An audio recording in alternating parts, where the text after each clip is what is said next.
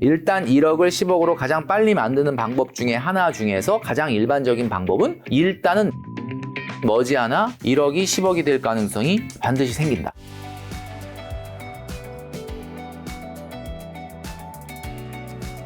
자, 그러면 월소득 200만 원대가 1억 원은 어떻게 모으는 거죠? 월소득 200만 원대가 1억을 어떻게 모으느냐. 이분 같은 경우는 아까 제가 말씀드렸던 것처럼 5년 안에 1억을 모으기는 좀 쉽지가 않죠. 물론 아무리 앞으로 이직을 하고 회사에서 연차가 거듭되면서 월급이 올라간다고 해도 사실 5년 안에 1억을 모으려면 128만 원으로 시작을 하든 아니면 153만 원으로 5년을 하든 해야 되는데 200만 원이다 라고 한다면 아까 말씀드렸던 것처럼 95만 원으로 시작을 해야 됩니다. 95만 원에 10년 증액 플랜으로 7년에 만들어야 되겠죠. 그리고 사실은 200만 원의 소득이다라고 한다면 1억 만들기 저축을 하는 것도 중요하지만 또 하나는 많은 영상을 보시는 분들이 아시겠지만 200만 원의 소득을 좀 끌어올릴 수 있는 방법을 더 고민을 해야 되는 거 아니냐. 그러니까 이건 뭐 본인이 더 잘 알고 있겠지만 뭐 내가 공무원이기 때문에 그렇다. 그러면 뭐 그렇다고 뭐 공무원을 때려치고 다른 일을 하거나 또는 겸직을 할 수는 없는 거니까 어쩔 수 없겠지만 다른 경우라고 한다면은 200만 원이라는 소득이 더 발전할 수 있는데 조금 더 노력을 하셔야 되지 않을까. 혹시 뭐 1억 원 모으기 활용할 수 있는 금융 상품 같은 게 있나요? 네, 가장 많이 할 수 있는 우리 일반인들이 쉽게 접근할 수 있는 게 ISA입니다. ISA는 뭐 신탁형, 중개형, 일임형 뭐 여러 가지 형태가 있는데 되도록이면 신탁형을 통해서 목돈을 모으는 거니까 안정적으로 정기 적금 같은 형태의 상품이 가장 좋다고 보는데 대부분들이 ISA를 안 하는 이유가 뭐냐면 ISA는 200만 원까지 비과세 또는 서민형 같은 경우는 400만 원까지 비과세 그리고 400만 원 넘는 이자 소득이라 하더라도 9.9% 그러니까 15.4%가 아닌 저율과세를 하거든요. 그러니까 물론 뭐 어마어마한 혜택이 있는 건 아니지만 거의 5년 정도 모은다 그러면 거의 100만 원 가까운 정도의 이자 소득세가 절약이 되기 때문에 당연히 유리하긴 합니다. 그런데 많은 분들이 ISA를 선택 안 하는 이유가 뭐냐? 3년을 해야 되는 거예요. 근데 여러분 3년이라는 게 뭐냐면 이게 사실은 조금 장벽이 있는 게 내가 3년 안에 돈 쓸 일이 생기면 어떡하지? 라는 생각 때문에 ISA를 과감하게 선택을 못 하시는 경우가 많다. 그런데 분명한 거는 한 달에 265만 원을 모으지 않는 사람이라면 무조건 1억 만들기는 3년 이상 걸립니다. 그러니까 진짜 여러분들이 1억 만들기를 하겠다는 목표가 있다면 사실은 ISA를 해야 돼요. 왜냐하면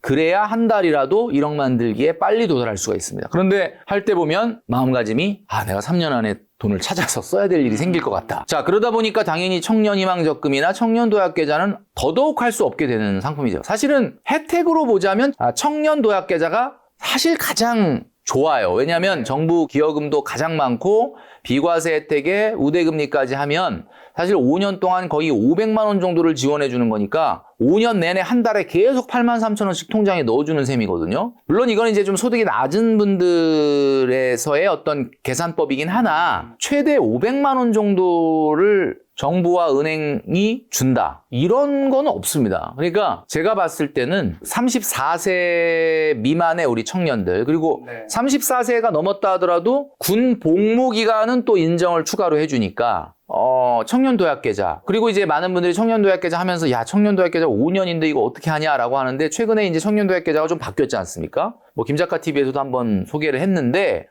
가장 중요한 것은 내가 중도의 어떤 특별 해지할 수밖에 없는 사유가 되었을 때 혜택을 그 기간까지 인정하는 것이 뭐 출산이나 주택구입뿐만 아니라 퇴직이라든지 또는 이민이라든지 어쩔 수 없는 이런 사유들 이런 것들이 있는 경우에는 그 혜택을 그대로 유지하는 것들이 있기 때문에 여러분 나는 5년은 무조건 못해 ISA 3년 난 무조건 못해 라고 생각하지 마시고 진짜 조금이라도 빨리 1억 만들기에 도전을 달성하고 싶다라고 한다면 이런 상품들을 적극적으로 활용을 하셔야 되는 거죠. 자, 그럼 1억 모았다면 그 이후의 플랜은 어떻게 해야 되고 또 1억 모으신 분들이 그 다음 공 하나 더 붙인 10억 목표이신 분들도 있을 텐데 10억 만드는 가장 빠른 방법은 어떻게 될까요? 대한민국에서 1억 만든 다음에 10억을 가는 방법 한 가지 길은 아닐 거고 여러 가지 길이 있겠죠. 우리가 그런 말이 있습니다. 사과 안에 씨앗이 몇 개 있는지는 세보면 아는데 씨앗 안에 사과가 몇 개 있는지는 알 수 없다. 그거는 어디서 포텐이 터질지 모르는 거죠. 일단 1억까지 오신 여러분 정말 수고 많으셨습니다. 1억을 모았다 그래서 이제 1억 만들기 저축을 하던 속도를 늦추지 마시고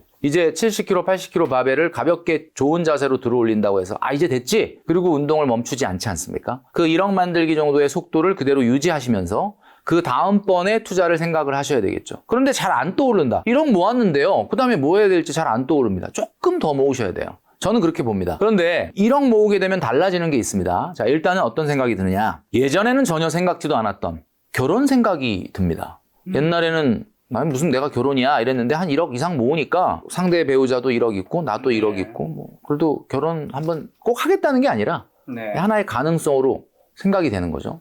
그 다음에 과거에는 뭐 어디가 뭐 유망하다 청약이 어떻다라고 공고가 아무리 떠도 나는 뭐 내 집 마련과는 관련이 없다 이렇게 생각했는데 1억 모으고 나면 그런 공고들이 딱 눈에 보입니다. 한번 넣어볼까? 뭐 여기 좀 인기가 있는데 일단 요즘 계약금만 밀어넣으면 중도금하고 잔금 대출은 좀 수월하기 때문에 자, 그러면 그렇게 해서 청약을 한번 관심을 가지실 수도 있고요. 그 다음에 또 내가 하고 있는 어떤 엔잡이 있거나 또는 뭔가 뭐 따로 하는 일이 있다면 어떤 분들은 창업 같은 걸로 좀 자금을 써볼까? 뭐 이런 생각을 할 수가 있겠죠. 자, 그러니까 어떤 포텐이 터져서 여러분들을 10억 자산가로 만들어줄지는 아무도 모릅니다. 자, 그런데 오늘 제가 말씀드리고 싶은 건 좀 일반적인 경우. 자, 목돈을 모았어요. 이 사람이 그 다음 목표는 뭐냐? 많은 사람들이 내 집 마련입니다. 자, 물론 1억 갖고 내 집 마련을 단박에 하긴 어렵겠죠. 근데 중요한 거는 뭐냐면 이게 시작이 된다는 거예요. 1억 만들기부터 내 집 마련이 시작되는 이유는 뭐냐? 한번 여러분들 생각을 해보시면 주식이라고 하는 대상과 아파트라는 투자 대상이 있습니다. 사실 아파트에 투자할까 아니면 주식을 살까 뭐 이런 걸 고민하는 분들 많지는 않겠죠. 왜냐하면 아파트를 살 정도의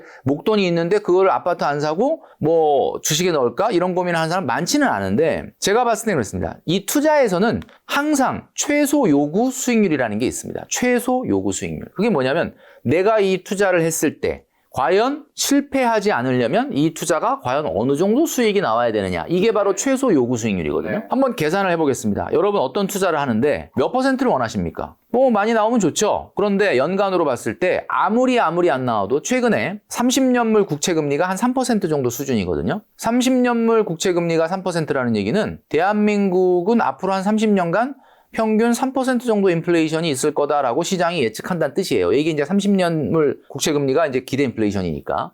3%는 인플레이션이 생긴다는 겁니다. 자, 그럼 그 얘기는 무슨 얘기냐? 최소한 내 투자가 3% 이상은 나와야 된다는 거예요. 어떤 투자를 해도 3%가 안 나오면 안 된다는 거죠. 그런데 인플레이션보다 조금 더 강한 잣대를 들이댄다면 지금 예금금리가 많이 떨어지긴 했지만 그래도 한 3% 중반은 나오거든요. 3.5% 그러니까 어딘가에 예금을 해도 3.5%를 줘. 그러면 내가 투자가 최소한 안 실패하려면 어떻게 해야 돼? 3.5 이상은 나와야 되는 거예요. 맞죠? 그죠? 3.5. 3.5도 안 나왔다면 실패한 겁니다. 왜냐하면 거기다 투자 안 하고 안전한 은행에 넣어놨으면 마음 편하게 3.5를 내가 받을 수 있었는데 그러니까 3.5가 바로 최소 요구 수익률이 되는 겁니다. 자, 그렇죠? 자, 그런데 만약에 그 돈을 내가 내 돈으로 한 게 아니라 누군가한테 빌린 거다. 사실 요즘 많은 분들이 돈 빌려서 투자하거든요. 그럼 돈을 빌렸다. 그럼 그 이자가 얼마냐? 아무리 적게 내도 한 5%는 줘야 될걸요? 그럼 5% 정도를 줘야 돼. 그러면 내가 빌려온 돈으로 5% 이자를 내고 또 예금금리인 3.5% 정도는 나야 되니까 최소 요구 수익률은 8.5가 되는 겁니다. 그러니까 여러분이 지금 어떤 투자를 하려고 마음을 딱 먹었다면 8.5 이상의 연수익률이 나올 가능성이 없다면 하면 안 되는 거예요. 만약에 여러분들이 그게 100% 여러분 돈이 아니라면 자, 그렇다면 여기서 두 가지를 한번 놓고 보겠습니다. 주식과 부동산.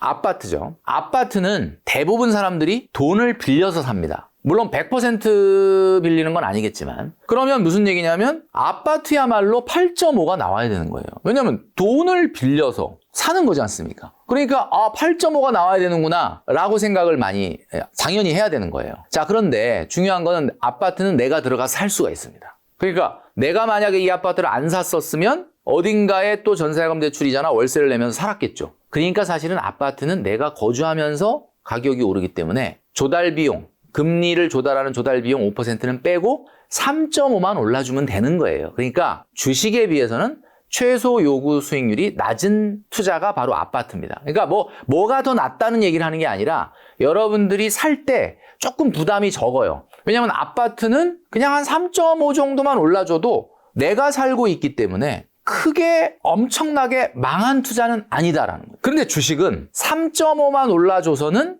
조금 이게 어려운 게 어마어마한 에너지를 쏟아붓고요. 네. 시간과 비용과 그 다음에 에너지를 쏟아붓는 것뿐만 아니라 아무래도 아파트보다는 리스크가 있고 변동성이 있기 때문에 더 많은 최소 요구 수익률이 필요합니다. 그러니까 여러분 그 주식차 있는데 1년에 한 10%도 안 올랐다. 그러면 어때요? 이게 뭐 그렇게 크게 성공한 투자라고 얘기 안 하지 않습니까? 그래서 주식을 하든 아파트를 하든 다 좋은데 일단 1억을 10억으로 가장 빨리 만드는 방법 중에 하나 중에서 가장 일반적인 방법은 일단은 내 집부터 마련해라. 그럼 과연 내 집을 지금 상황에서 서울 아파트 같은 거 샀을 때 과연 그렇게 뭐 1억 투자해가지고 금방 그렇게 막 5억, 10억이 되느냐? 이런 얘기를 반문하실 수 있는데 그런 뜻이 아니라 여러분 1억 만들기에 성공한 사람이라면 1억 만들기를 성공할 정도의 저축 속도를 그 순간 딱 스톱하지 않습니다. 그 사람은 관성에 의해서 그걸 계속 가거든요. 그리고 제가 항상 얘기하는 게 증액저축을 얘기하잖아요. 그렇기 때문에 중요한 거는 우리나라에서 아파트라고 하는 것이 과거만큼 빠른 상승이 있을 수 있겠느냐라는 거에는 뭐 굉장히 많은 의문이 있는 건 사실이지만 최소한 아파트라고 하는 수도권이나 광역시 아파트라고 한다면 최소한 국채금리 30년물 정도의 기대 인플레이션 수준 이상은 인플레이션을 해지할 거기 때문에 아마 가장 1억이 10억으로 가는 안전한 투자 중에 하나가 될 것이다. 저는 이렇게 말씀드리고 싶어요. 그래서 1억 자체를 모아놨다 그래서 그 1억이 마치 갑자기 가만히 있는데 막 5억이 되고 10억이 되진 않지만 1억을 만들 정도의 마음가짐과 태도와 증액저축과 이런 분이라면 제가 봤을 때는 머지않아 1억이 10억이 될 가능성이 반드시 생긴다. 이제 그런 부분을 저는 말씀드리고 싶은 거죠. 자, 방금 전에 주식 얘기하셨는데 책에 어설픈 주식쟁이 저축쟁이를 절대 이기지 못한다고요. 어설픈 주식쟁이가 저축쟁이를 절대 이기지 못하는 이유는 뭐냐? 이거는 과거에 있었던 경험에 의해서 제가 얘기가 나오는 거거든요. 그러니까 중요한 거는 어설픈이라는 말, 그 형용사입니다. 그러니까 주식 하는 분들이 뭐 무조건 저축하는 사람 못 이기다 그런 뜻이 아니라 어설픈이라는 표현에 여러분 방점을 두셔야 돼요. 여러분은 어설픈 투자자입니까? 아니면 굉장히 정교하고 노력하고 정말 스마트한 투자를 하는 사람이 이거에 따라서 갈릴 거라고 보거든요. 많은 분들이 그래요. 역사적인 사건을 놓고 과거 미국 주식이든 우리나라 주식이든 차트를 30년을 딱 갖다 놓고 딱 보면 무조건 우상향했습니다. 그러니까 많은 분들이 우상향했으니까 과거에 30년, 20년 우상향을 했으니까 내가 만약에 30년 전으로 돌아가서 그때 이 주식을 샀으면 이만큼 먹었던 거네? 라고 생각하고 그렇다면 앞으로도 그런 거 아니야? 라고 생각하고 주식을 투자를 임하시거든요. 네. 이건 완전히 다른 이야기입니다. 수능에서 만점을 받은 사람이 어떻게 공부했어요? 라고 했더니 제가 공부한 방법은 말이죠. 일단 교과서 위주로 과외 같은 거 안 하고 원리 원칙의 학습 그리고 예습과 복습을 했습니다. 뭐 이렇게 방법을 얘기했다.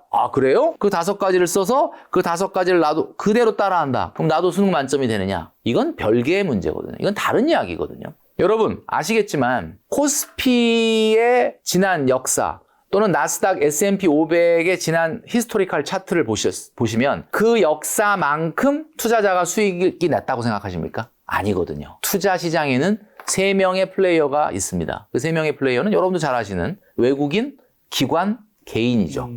그런데 만약에 30년 전에도 개인 투자자 있었습니다. 그러면 그 사람은 개인 투자자는 과연 지금 우리가 보여주고 있는 그 차트의 수익률을 그대로 개인이 가져갔느냐?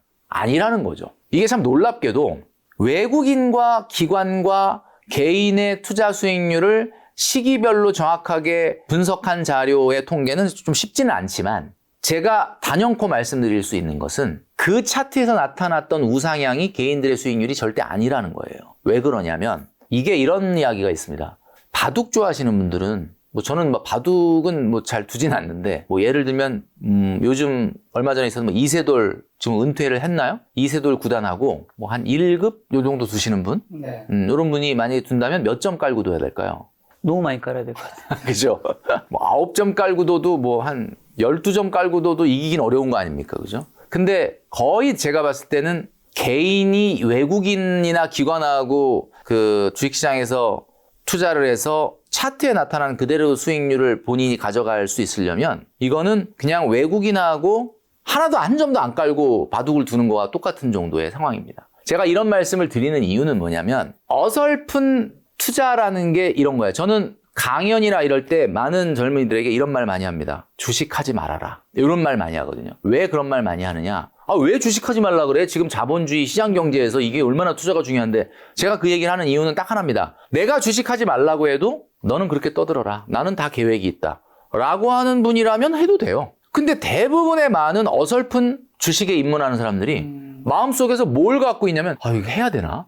이거 지금 뭐 엔비디아로 뭐 1,000만 원을 벌었다는데 알테오젠으로 뭐 얼마를 벌었다는데 에코 프로비엠으로 얼마를 벌었다는데 이거 지금이라도 해야 되나? 라고 이렇게 불안한 마음에 물어보는 거예요. 어떻게 지금이라도 주식 할까요 말까요? 아니 그거를 주식 지금 할까요 말까요를 다른 사람한테 물어봐서 판단을 해야 된다? 이게 바로 어설픈 주식 투자자거든요. 그런 분들은 안 하는 게 맞다. 지금 우리나라 대기업의 인사팀에서 가장 고민이 그겁니다. 코로나 때 재택근무를 시켰을 때는 몰랐는데 이제 막 출근을 한 지가 한 2년 정도 돼가고 있는데 중요한 건 지금 기업들이 뭐가 문제냐면 조직의 근무 태도나 강도나 조직 문화가 상당히 고민이다라는 거예요. 그래서 막 교육도 하고 행사도 하고 많이 합니다. 근데 문제는 뭐냐? 아침에 나오면 너무 피곤해 한다는 거야. 아니 옛날 같으면 잠 안 잤어? 왜 이렇게 피곤해? 이렇게 얘기하는데 요즘 그런 얘기도 못 합니다. 왜 이렇게 피곤해하냐? 원인이 딱 나왔어. 두 가지야. 첫 번째, 새벽 3시에 일어난다. 미국 주식 보려고. 두 번째, 유럽 축구 보려고 새벽에 일어난다. 아니면 세 가지 중에 세 번째는 이거겠죠. 유럽 축구 틀어놓고 미국 주식 하겠죠. 이러고 나서 출근을 해서 9시에 또 코스피 시작하면 또 코스피 장 시작하는 분위기 봐야 된다 그래서 또 화장실 가서 모바일로 그거 봅니다. 자, 이렇게 시작된 주식 창 들여다보기가 오후 3시 반까지 이어지는 거예요. 그리고 3시 반 끝나고 나면 뉴스가 나옵니다. 오늘 장이 어땠고 또 그다음에 이제 오늘 밤에 펼쳐질 미국 장의 전망이 어떻고 이것도 들여다봅니다. 그리고 또 퇴근하고 밤늦게 되면 미국 장이 열려요. 그럼 미국 장을 또 보다 잠듭니다. 또 3시에 일어납니다. 여러분, 제가 만나본 미국 주식에 투자하는 2030 직장인들 한 달에 적금하듯이 50만 원, 100만 원을 S&P 500에 뭐 나스닥에 뭐 ETF 같은 걸로 뭐 적금하듯이 합니다. 뭐 다 좋은데 중요한 거는 여러분들이 하고 있는 투자 금액이 5억입니까? 5억이면 그렇게 해야 돼요. 5억이면 진짜 뭐 새벽 3시, 나 같아도 새벽 3시에 일어날 것 같아요. 근데 지금 2030들이 대부분 가장 많이 투자하는 투자 금액이 얼마냐? 제가 만나보니까 500, 1000, 1500. 좀 많이 하는 사람이 2000이에요. 여러분, 이런 상황 속에서 과연 여러분들이 직장에서 성장이 있을 수 있고 발전이 있을 수 있느냐? 저는 아니라고 보는 거죠. 그래서 여러분, 그래서 제가 주식하지 말아라 라고 말씀드리는 거다. 어설픈 주식 투자자들이 늘어나는 이유는 뭐냐? 공포와 불안감 때문입니다. 공포와 불안감. 제가 이번 책에 뭘 집어넣냐면 코스피의 10개 종목, 우량 종목이라고 이야기했던 그 10개 종목이 10년간 수익률이 실제로 얼마 정도 나왔는가를 여기다. 오늘 제가 그 얘기를 자세하게 하진 않겠습니다. 결론부터 말씀드리면 중요한 거는 이 10개 코스피의 우량 기업 중에 장기 투자 10년 동안에 실제 인플레이션과 예금 금리를 차감하고 수익이 실질적으로 난 건 딱 한 개 종목밖에 없었습니다. 장기 투자가 무조건 성공한다라고 하는 것도 사실은 굉장한 선입견일 수 있어요. 많은 분들이 이 얘기하면 그 멘토님이 그 국내 주식을 봐서 그래요. 미국 주식 보면 미국 주식은 그냥 10년 내내 올랐어. 이렇게 얘기하시는데 사실 미국 주식도요. 제가 아까 말씀드렸지 않습니까? 차트에 나타난 그 히스토리컬 차트를 보시고 와 내가 그럼 10년 전에 미국 주식 20년 전에 미국 주식 했으면 이만큼 먹는 거였어? 그게 여러분들 수익률이 아니라는 거예요. 착각하시면 안 됩니다. 그래서 투자는 말이죠. 언제 해야 되느냐? 여러분이 2천만 원 정도를 주식시장에 넣으려면 그 5배의 예금이 있어야 돼요. 4, 5배. 그럼 무슨 얘기냐? 2천만 원이 주식시장에서 운영이 되고 있으려면 안전자산 8천원 있어야 된다. 그러니까 1억 모아서 2천 정도를 어때요? 주식시장에 넣었다. 분산 투자 맞죠? 그죠? 근데 1억이 없어. 2천만 원밖에 없네? 그럼 1억을 어떻게 따라잡지? 에이 모르겠다. 주식을 2천만 원 다 몰아넣는 거야. 근데 좀 불안해. ETF로 하자. 그건 분산 투자 아닙니다. 지금 미국의 경기 침체가 오냐 안 오냐 뭐 이런 게 설왕설래가 많은데 뭐 저는 연초부터 미국의 경기 침체 온다라고 유튜브에 떠들었다가 하도 조회수가 안 나와서 이제 이 얘기를 하면 안 되겠다. 그러고 이제 안 했는데 여러분 뭐 경기 침체가 오든 안 오든 어쨌든 경기가 꺾이고 있는 것만은 분명해요. 자, 이런 상황 속에서 제가 봤을 때는 경기가 꺾이고 경기가 침체가 온다 그러면 A부터 Z까지 다 떨어지기 때문에 2천만 원을 ETF에 넣어놨기 때문에 분산해놨기 때문에 안전하다? 그런 건 전 없다고 봅니다. 그래서 여러분 만약에 주식 투자를 하시려면 그 주식 투자 금액의 4, 5배 정도의 버퍼, 한마디로 안전자산을 만든 분이야말로 진정한 분산 투자의 효과가 나타난다. 왜냐하면 주식시장은 아무도 모르거든요. 주식시장은 예측이라는 게 불가능한 시장입니다. 만약에 예측이 가능하다면 전문가들은 유튜브에 나올 게 아니라 집에서 조용히 매매를 하고 있겠죠. 중요한 것은 어떤 일이 일어날지 모르는 게 바로 시장이기 때문에.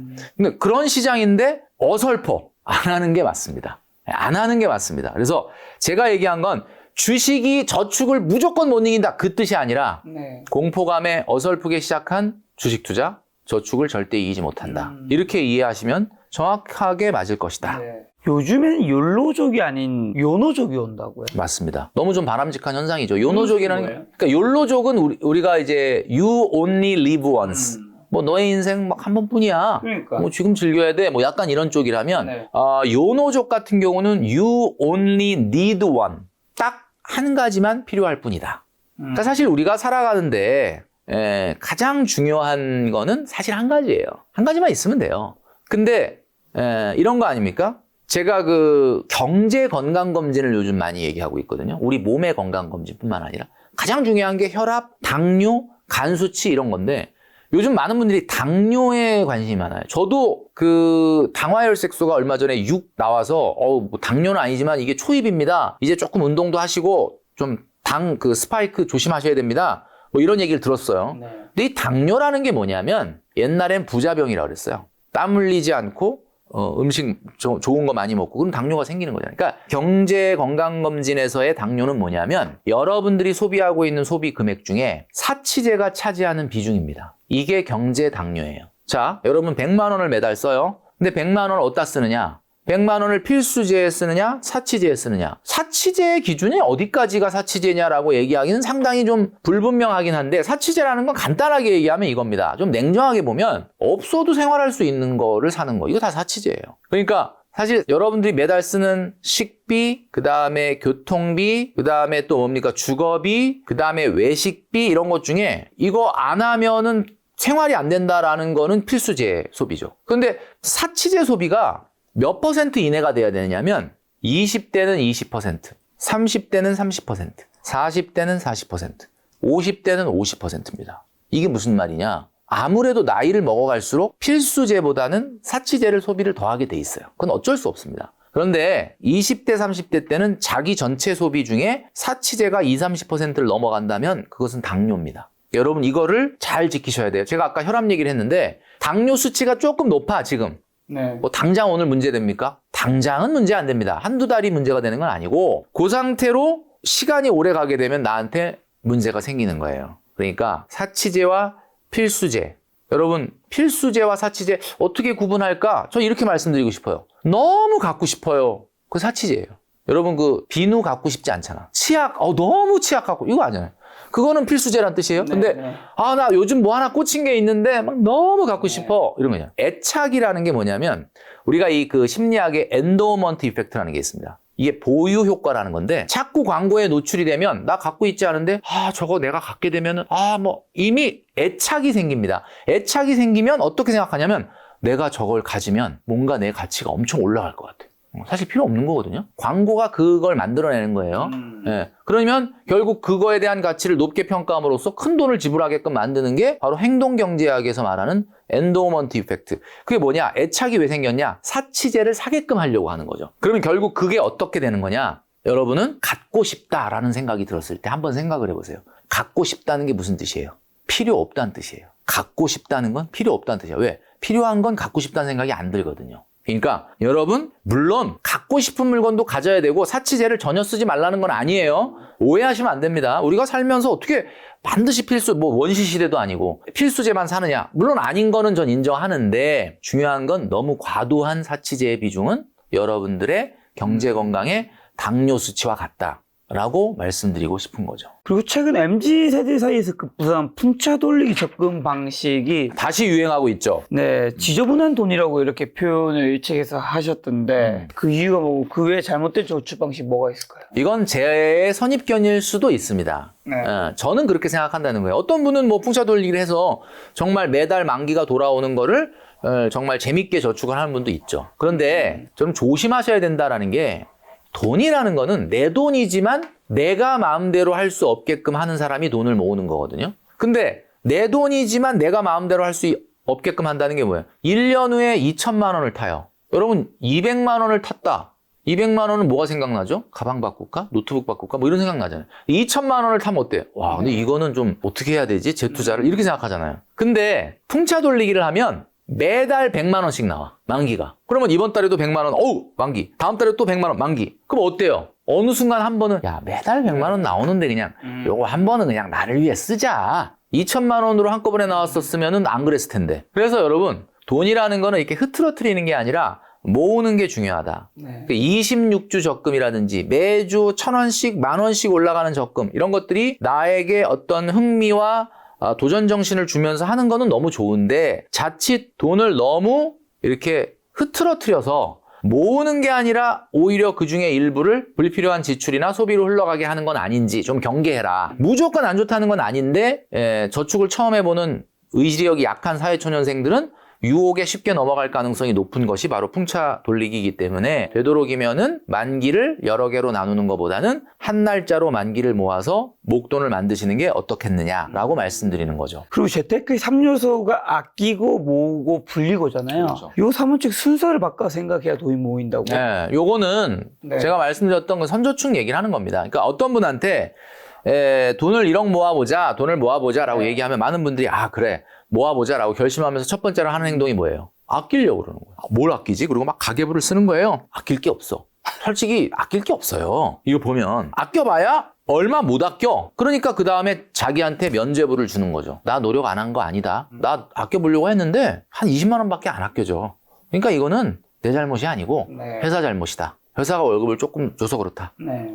이게 문제다. 이러면서 마음의 평안을 얻게 되는 거죠. 자, 그러니까 그렇게 하지 말고 아끼고 모으고 불리고의 3단계에서 아끼고부터 막혀버리니까 모으고는 요원해지고 당연히 불리고는 안 되는 거죠. 그러니까 어떻게 하라는 거냐면 제가 아까 선저축 얘기했던 것처럼 중요한 거는 먼저 모아라. 모았다가 깨도 상관없습니다. 여러분, 그거 잘못 아닙니다. 너무 무리한 저축을 했네? 깨도 됩니다. 먼저 모으면 그 다음에 비로소 아낄 수가 있는 게 보이는 거예요. 그래서 누울 자리를 치워버려야 네. 발을 못 뻗게 해야지 못 뻗지. 누울 자리가 있으면 누구나 발을 뻗는 거죠. 누울 자리가 있으니까. 자, 그래서 여러분 아끼고 모으고 불리고가 아니라 이제부터 어떻게 한다? 모으고 그 다음에 아껴지면은 그때 이제 비로소 불릴 수 있게 된다. 그 이야기를 드린 거죠. 자, 가시기 전에 마지막 질문 한 가지만 드리면 자수성가형 부자분들의 성공 프로세스라는 게 이번에 주간 시책에도 있던데 그게 뭔가요? 뭐 자본소득 계도? 자수성가형 부자들의 어떻게 보면 성공 프로세스. 네. 제가 자주 언급하는 것 중에 누리호 발사와 굉장히 밀접한 관련이 있습니다. 우리가 자본소득이라는 게 어떤 거냐면 부자는 100억, 200억 있는 사람이 부자가 아니고요. 자본소득으로만 생활할 수 있는 사람이 부자인 거예요. 그러니까 무슨 얘기냐면 만약 100억, 200억이 넘어야 부자다라고 한다면 나는 이거 뭐 내 평생 부자는 뭐 안 되겠네? 이렇게 포기해버릴 수가 있는 거죠. 그런데 제가 오늘 분명히 말씀드리지만 여러분들 자본소득의 궤도에 올라가서 자본소득만으로도 생활할 수 있다면 여러분도 부자가 될 수 있다. 자, 그렇게 따지면 공무원으로 30년 근무하시고 퇴직하셔서 아주 근검자락하면서 작은 생활비로 생활하시는 분 어때요? 나오는 공무원 연금 가지고 내가 생활이 충분하다. 부자입니다. 여러분 이걸 목표로 해야 되거든요. 그렇다면 방법이 달라지는 거야. 무조건 돈을 많이 벌고 많이 자산을 불려야만 부자가 되는 게 아니라 두 가지가 동시에 돼야 돼요.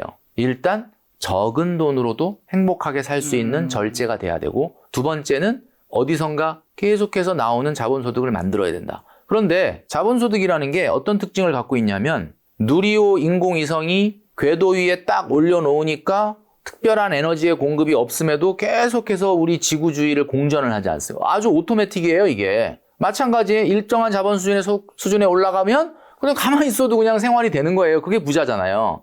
자, 그 프로세스 중에 가장 중요한 게 제가 말씀드렸던 것처럼 초반에 스타트, 발사하고 100초 안에 음속 돌파, 120초 안에 일단 분리. 초반의 속도가 뭐가 중요하냐? 사회초년생들 꼭 잘 들으시기 바랍니다. 7년 안에 1억은 넘어서야 된다. 그 다음에 중요한 프로세스는 뭐냐면 회사 안에서 성장을 해야 돼요. 여러분 직장 가서 아유 이놈의 직장 아유 진짜 월급을 많이 주기를 하나 뭐 근무 환경이 좋기를 하나 아유 힘들어. 여러분 잃어보지 않으면 그 소중함을 모릅니다. 여러분 지금 자영업자들이 얼마나 힘든지 아시죠? 굉장히 힘들거든요. 직장 생활이라는 거 물론 그 안에 있으면 힘들죠. 다 힘들죠. 피곤하죠. 그건 아는데 내가 그거 때려쳐보거나 놀아보지 않았잖아. 놀아보면 직장이 천국이라는 걸 알게 돼요. 그 가치를 비로소 알게 되거든요. 여러분, 직장 안에서 성장을 해야 됩니다. 직장 안에서 성장한다는 게 무슨 말이에요? 내가 내 일을 충실히 잘해서 최소한 한 달에 한 3번 정도는 야, 진짜 일 잘한다 라는 이야기를 듣는 걸 목표로 해야 되지 않겠습니까?